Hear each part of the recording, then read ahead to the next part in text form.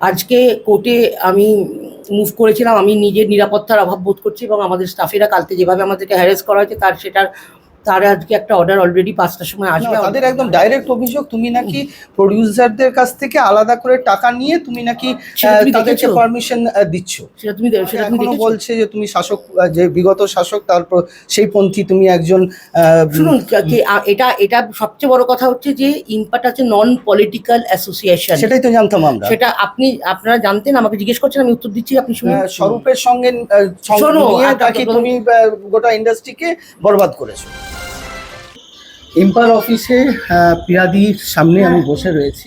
কি পরিস্থিতি, কেন তোমার বিরুদ্ধে এই যে যারা এই যে কৃষ্ণদাগার যারা মুখ্য লোক, রতন সাহা, শতদীপ সাহা, মিলন ভৌমিক, মানে যারা রিটেন একটা চিঠি দিয়েছে 72 ঘন্টার মধ্যে একটা জেনারেল মিটিং ডাকতে হবে। এবার কথা হচ্ছে যে এরা আমাদের বহুদিন ধরে আমাদের সঙ্গে কোর্টে লড়াই করছে, সেখানে কিছু পাইনি, কিছু করে উঠতে পারছে না। আমাদের যে ইসি কমিটি হয়েছে, আমরা কোর্টের আন্ডারে ইলেকশন হয়েছি এবং ওরা আমাদের সঙ্গে ভোটেও পেরে উঠছে না, যার ফলে ওরা বহুদিন ধরে চেষ্টা করছে আমাদের সরানোর, এবং সেটা যখন পেরে উঠছে না, এখন এই বিজেপি এসছে এইসব দেখিয়ে, রং দেখিয়ে আমাদেরকে রিজাইন করতে হবে, করতে হবে, নানান রকম কথা। তারা তো ডাইরেক্ট তোমার পদত্যাগ চাইছে। পদত্যাগ চাইছে এবং সেটার জন্য সেই পদত্যাগে, এবং এখন যখন সবাই মিডিয়ার সামনে এসছে তখন তারা বিজেপি না বলছে, মেম্বাররা পদত্যাগ চাইছে। তো আপনারা এখানে যারা আছেন তারা তো দেখছেন যে এখানে স্টেক হোল্ডার্সরা কতজন আছে। যাই হোক, সবাই আমরা প্রডিউসার, সবাইকে সম্মান দিয়েই বলছি। যারা আমাদের বিরুদ্ধে প্রত্যেকবার দাঁড়ায় তারাই এসে এটা করছে।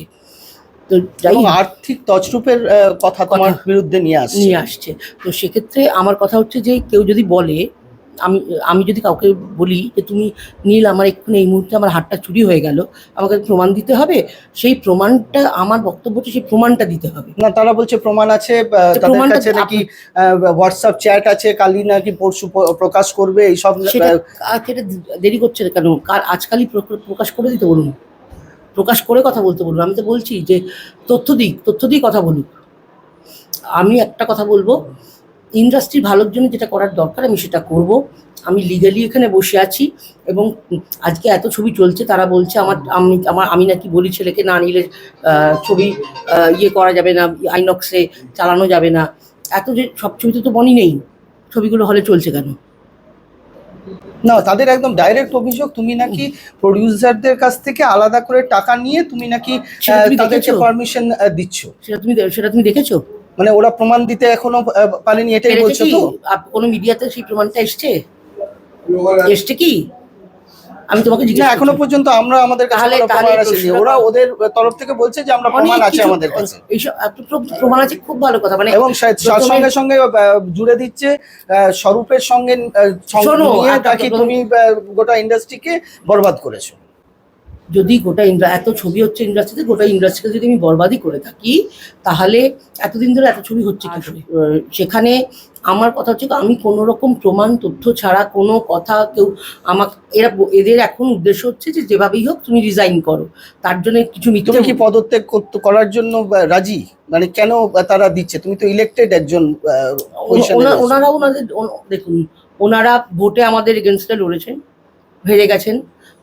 আমাদের ভোট হয়েছে আন্ডারে, কোর্টের আন্ডারে, অবজারভারদের আন্ডারে। তোমরা কি কোনো কেস করেছো যে তোমাকে যে এইভাবে? নিশ্চয়ই করে। আমি কালকে আমি জিডি লঞ্চ করেছি। আজকে কোর্টে আমি মুভ করেছিলাম। আমি নিজের নিরাপত্তার অভাব বোধ করছি এবং আমাদের স্টাফেরা কালকে যেভাবে আমাদেরকে হ্যারাস করা হয়েছে তার আজকে একটা অর্ডার অলরেডি 5টার সময় আসবে। জাজ একটা অর্ডার দিয়েছে যে এখানে শান্তি বজায় রাখার জন্যে। সেই অর্ডারটা এক্ষুনি এই মুহূর্তে মানে আমার কাছে আমরা কোর্ট থেকে পেয়েছি।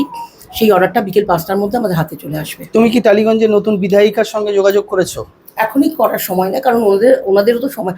আমি ওনাদেরকে, মানুষ যাদেরকে ভোট দিয়ে নিয়ে এসছেন তাদের আমি স্বাগত জানাই, এবং আর ওনাদেরও তো একটা সময় দিতে, এবং 9 তারিখে ওনাদের সমস্ত সভা গঠন হলে আমাদের দিকের যারা থাকবেন তাদেরকে আমি নিশ্চয়ই তাদের কাছে, কারণ আমাদের একটা সংগঠন তোমাকে এখনো বলছে যে তুমি শাসক, যে বিগত শাসক তারপর সেই পন্থী তুমি একজন শুনুন, এটা এটা সবচেয়ে বড় কথা হচ্ছে যে ইম্প্যাক্ট আছে নন পলিটিক্যাল অ্যাসোসিয়েশন। সেটাই তো জানতাম আমরা। সেটা আপনারা জানতেন, আমাকে জিজ্ঞেস করছেন, আমি উত্তর দিচ্ছি, আপনি শুনুন। তো নন পলিটিক্যাল অ্যাসোসিয়েশন, এখানে কোনো আমাদের এই একটা অ্যাসোসিয়েশন চালাতে গেলে যখন যে দলে আজকে যখন সিপিএম ছিল তখন সিপিএম এর কাছে আমাদের যা কিছু সুবিধা আমরা সেখানে অ্যাপিল করতাম। যখন তৃণমূল ছিল তখন তৃণমূলের কাছে অ্যাপিল করতাম। এখন বিজেপি সরকার এসছে, আমাদের যা চাহিদা তাদের কাছে অ্যাপিল করব। এইবার একটা ফেডারেশনের যে সভাপতি ছিলেন স্বরূপ বিশ্বাস, যার নামে বলছে, তিনি প্রেসিডেন্ট ছিলেন, হচ্ছে ফেডারেশনের সভাপতি। আমার প্রডিউসার সেকশনে কোনো অসুবিধা হলে আমি নিশ্চয়ই সভাপতি, আমি কার কাছে যাব? আমাকে তো ফেডারেশনের প্রেসিডেন্টের কাছে বলতে হবে। তারা বলছে ফেডারেশন নাকি ইম্পার আন্ডারে ছিল। কবে থেকে ফেডারেশন? কবে ছিল? কে বলছে? যারা তোমার বিরুদ্ধে এখন এই মুহূর্তে একদম নাম করে বলছে, কালকে রাতে আমাকে শতদীপ বলেছে। শ্রমিক, আমরা শুনুন, আমরা হচ্ছে মালিক পক্ষ, আর শ্রমিক পক্ষ কি একসাথে থাকতে পারে কোনোদিন? এটা তো আপনারা শিক্ষিত মানুষরা বলতে পারবেন কি করে থাকে। এই কথাগুলো যারা বলছে, শ্রমিক পক্ষ আর মালিক পক্ষ কি দুটো একই ইউনিয়ন হয়? হতে পারে? সেটা তো কখনো। তাহলে আপনারা যারা শিক্ষিত মানুষ তারা তো সেখানেই আপনাদের জবাব দিয়ে দেওয়া উচিত ছিল যে আপনারা এটা ভুল কথা বলছেন। ফেডারেশন বরাবরই আলাদা ছিল, এবং আমরা যখন আমাদের আগে জেসিসি হতো সেখানে বিশাল ঝামেলা হতো, মানে বহু আমাদের জেসিসি হয়েছে, ফেডারেশনের সঙ্গে প্রায় হাতাহাতি এরকম হয়েছে। তুমি এখন কি চাইছো এখন এই মুহূর্তে? এই মুহূর্তে আমি দেখুন, আমরা শান্তি বজায় চাইছি, এবং ওনারা একটা ডিমান্ড করেছেন, আর আমি ইসি ডেকেছি, এমার্জেন্সি ইসি ডেকেছি। আমি তোমার ইসি বডি সব আছে এখানে? আমাকে দেখতে হবে, আমি এইমাত্র এলাম। ইসি আমাদের আছে, ইসি করে আমরা একটা জেনারেল মিটিংয়ের, আমাদের আইন অনুযায়ী আমরা জেনারেল মিটিং একটা কল করব, এবং সেখানে আমি অলরেডি যেহেতু এই রুদ্রনীল ঘোষ আমাদের এখানকার মেম্বারও এবং অভিনেতাও, আমি চাইবো সেই দিন রুদ্রর সঙ্গে যোগাযোগ করেছি এবং বলেছি যে যেদিন আমি জেনারেল মিটিংটা ডাকবো সেদিন যেন এখানে উপস্থিত থাকে। আচ্ছা, সেটাও আমি ওকে বলেছি, কথা হয়েছে। ঠিক আছে, ধন্যবাদ তোমাকে। এই মুহূর্তে আমরা পিয়াদির সঙ্গে কথা বললাম, পরবর্তী শতদীপের সঙ্গে কথা বলে আপনাদের জানাচ্ছি। আমাদের ভিডিও ভালো লাগলে লাইক এবং শেয়ার করুন, কমেন্ট সেকশনে গিয়ে জানান আপনাদের মতামত। কোথায় থেকে দেখছেন সেটাও আমাদের জানাবেন, তাহলে আমরা বুঝতে পারবো কত দূর আমরা পৌঁছতে পারলাম। আরও ভিডিও পেতে আমাদের চ্যানেলটি সাবস্ক্রাইব করুন এবং প্রতি মুহূর্তে আপডেট পেতে প্রেস করুন পাশে থাকা বেল আইকন।